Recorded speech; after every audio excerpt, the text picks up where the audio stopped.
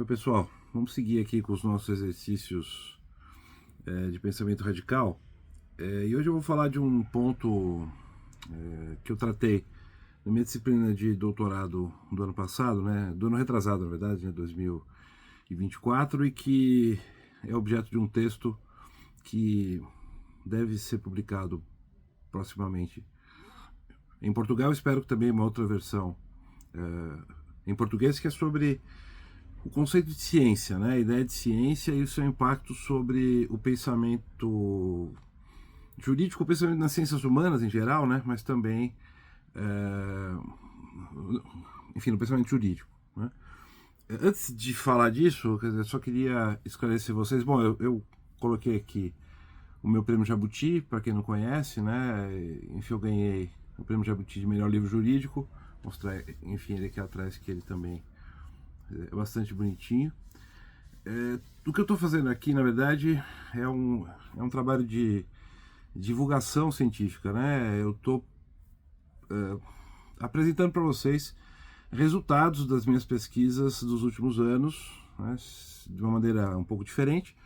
Tudo isso vocês podem ter acesso nos meus textos, né? Mas estou colocando aqui de uma maneira mais simplificada e didática para talvez instigar vocês a lerem os textos. O que eu vou falar nesse momento, né, está nesse texto inédito que se chama Direito e Ciência, uma aproximação. Também proximamente no livrinho sobre Direito e Ciência que eu pretendo escrever.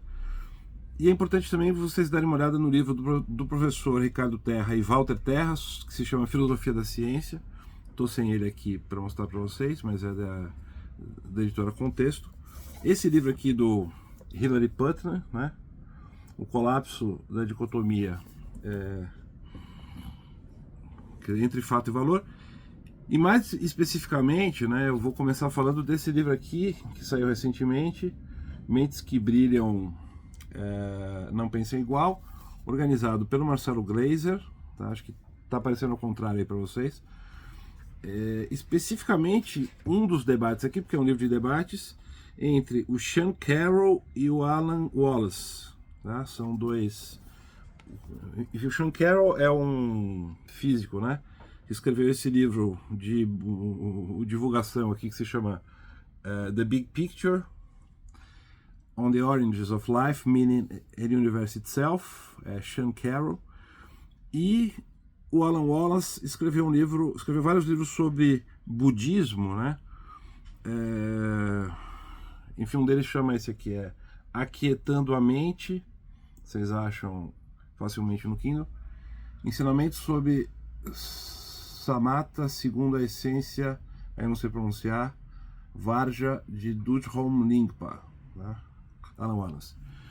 Eu vou começar por esse debate, né, entre, né, o Wallace e o Carroll, porque um é um físico teórico, o outro é um cientista com formação científica, mas que se tornou especialista em budismo, né, estuda budismo.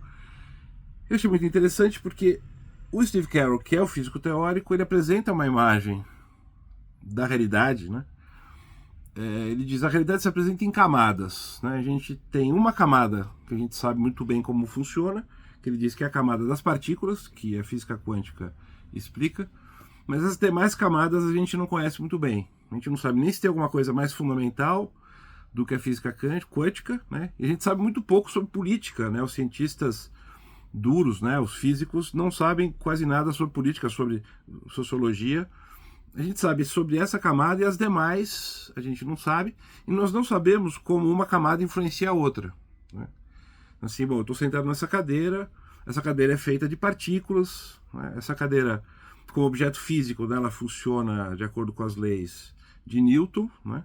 Na estrutura atômica dela, ela funciona de maneira quântica, mas não existe uma clareza sobre como a estrutura quântica determina a estrutura física, né? Por isso que a gente não consegue mover coisas com a força do pensamento. Assim como também o significado sociológico dessa cadeira, né? Eventualmente o significado cultural dela, se ela for de design, não é o caso, mas enfim, o professor não tem dinheiro para isso.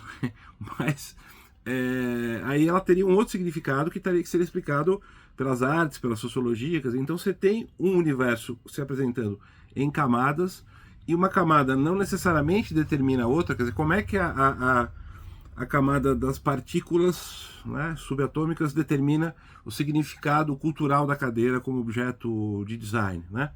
Não há essa clareza de como as coisas se relacionam. E a consequência disso, que eu tiraria, né, é um pouco a consequência que o professor Ricardo Terra e Walter Terra tiram no livro deles, Filosofia da Ciência, é que você vai ter explicações diferentes para cada camada, explicações diferentes para cada tipo de objeto, com maneiras de fazer conjecturas diferentes das outras, métodos de validação diferentes dos outros. E a ciência funciona assim, né? Você tem uma ciência do social, você tem uma ciência das partículas subatômicas, você tem uma ciência, talvez uma reflexão sobre arte, né? Ou que pode se chamar de científica eventualmente, sob algum critério, mas a gente não tem uma teoria de tudo, né? Que organize tudo. E aí é um ponto interessante, porque o Steve Carroll fala também que já houve, né? Já houve especulações. Teve um momento na história da física e da ciência que as pessoas sonharam com isso. Tem até um livro que se chama, né, justamente O Sonho de uma Teoria Final, né, que saiu em português, inclusive. Mas ele diz que isso ficou para trás, né, esse tipo de especulação ficou para trás, pelo menos pelo momento. Pode ser que exista, pode ser que não. E parece mais adequado apresentar o saber dessa maneira, né, dessa forma em camadas, né.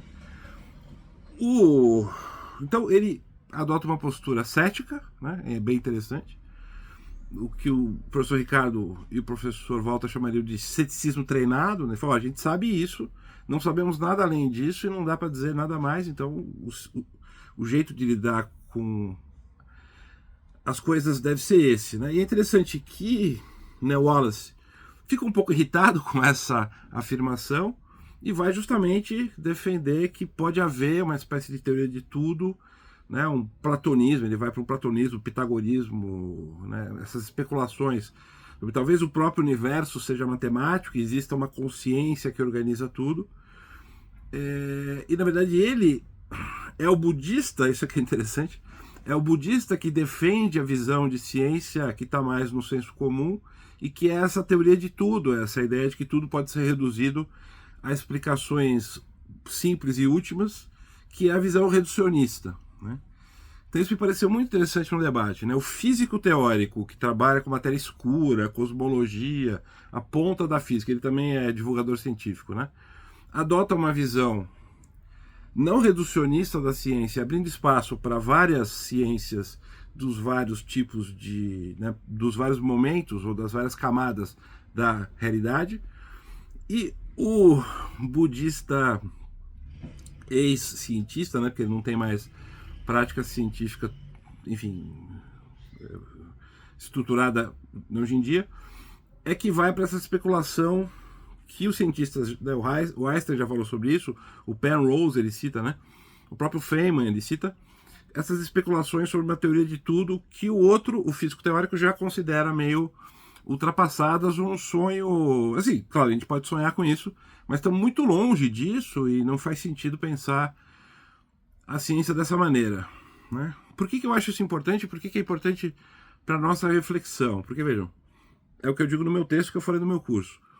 Toda a visão de ciência que circula no direito, e que está no Kelsen, está no Hart, eu acho que está no Dworkin também, está em todos os teóricos do direito, é a visão do budista. É a visão do professor budista, o pensamento da ciência a partir de uma ideia reducionista, né? E a visão do físico teórico contemporâneo, né, Stephen Carroll, é a visão que acaba sendo mais disruptiva e que gera mais perplexidade. Porque, veja, por que o Kelsen diz que o direito não é ciência, né? E a dogmática, enfim, não está baseada na ciência, por exemplo, né? É um processo decisório subjetivo quase político, né? Ele diz isso, né? Político-jurídico. Não é política partidária, mas é político-jurídico. Ele diz isso também em razão da visão de ciência que ele tem, né? Que é uma visão de ciência reducionista, né? Que tem essa configuração que o professor budista colocou nesse debate aqui. Recomendo que vocês leiam o debate. Vocês podem achar também o debate no YouTube, tá? Ele foi filmado e está lá no YouTube.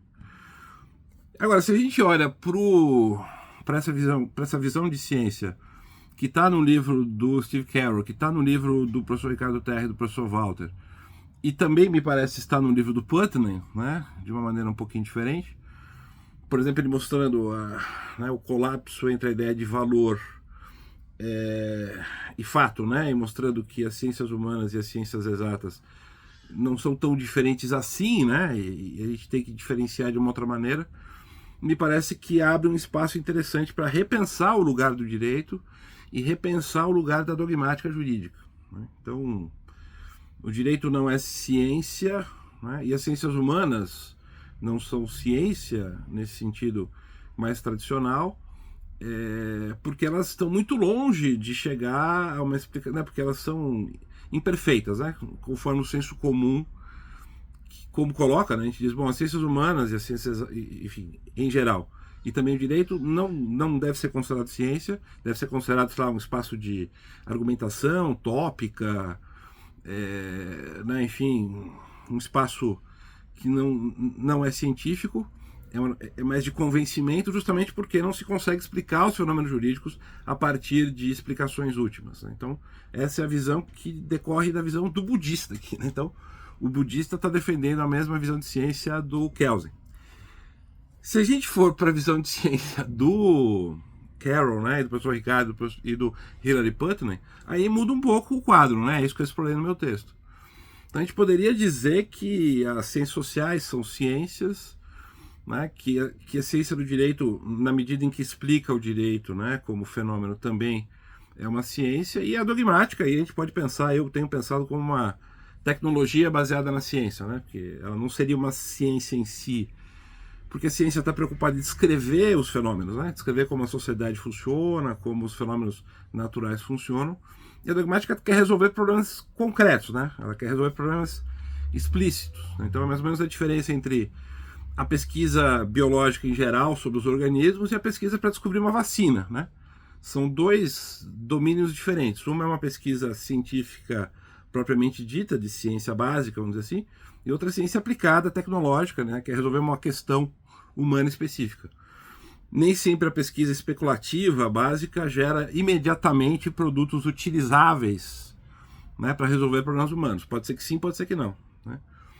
Acho que no direito se aplica um pouco essa distinção. Você teria uma visão científica do direito, tentando explicar, né, como ele funciona, e a dogmática tentando resolver problemas concretos, né? São lógicas de funcionamento diferentes. Mas é interessante porque se a gente dá esse passo, a gente abre um outro, né, um novo espaço para pensar o direito cientificamente, uma outra maneira de pensar a dogmática, e, portanto, esse é um outro ponto importante, uma outra maneira de controlar a racionalidade judicial e a racionalidade desses campos, né? Porque se eu digo que o direito não é uma ciência e a dogmática é um espaço de argumentação e de convencimento, basicamente, eu fico sem um arsenal para controlar a racionalidade desses argumentos, né? Claro, tem a Constituição, então eu vou dizer, não, a argumentação tem que estar de acordo com a Constituição, mas a Constituição também é objeto de interpretação, ela também é um texto, né? E ela pode ser, enfim, ainda mais uma Constituição como a nossa, que é cheia de cláusulas abertas, né, princípios, cláusulas gerais, o espaço para interpretação é muito grande e a possibilidade de gerar interpretações é muito grande, né? Agora, se eu penso em termos, né, talvez o direito tenha que estar de acordo com o estado geral das ciências, ou tenha que ser encarado como uma ciência, eu posso ter uma outra estratégia de controle. Por exemplo, né, só para dar um exemplo concreto, né, questão de gênero. Se eu digo que a questão de gênero está num espaço de debate argumentativo, eu vou dizer, olha, existem várias interpretações possíveis para a tutela do gênero na Constituição Federal, tem posições mais conservadoras, tem posições mais progressistas, alguns defendem que o gênero não possa ser considerado uma categoria relevante, né, e tudo bem, né? Agora, se eu vou para um debate que pensa a dogmática ligada à ciência e às ciências, a coisa muda um pouco de figura, né? Porque gênero é uma categoria que tem uma comprovação histórica antropológica, né?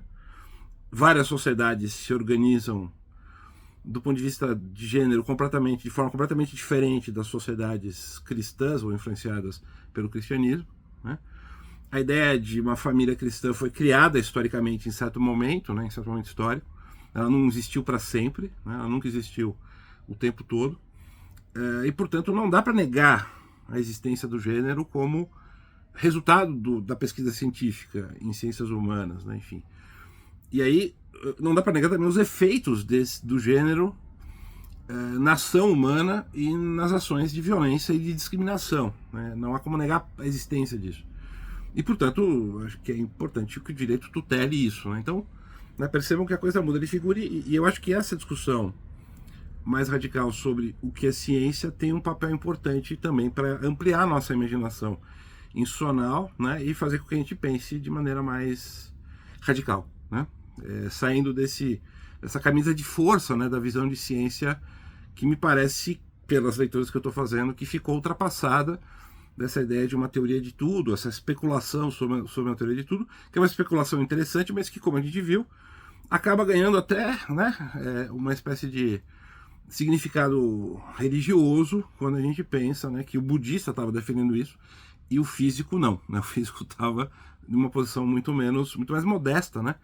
E muito mais, enfim, me parece próxima do estado do nosso conhecimento hoje.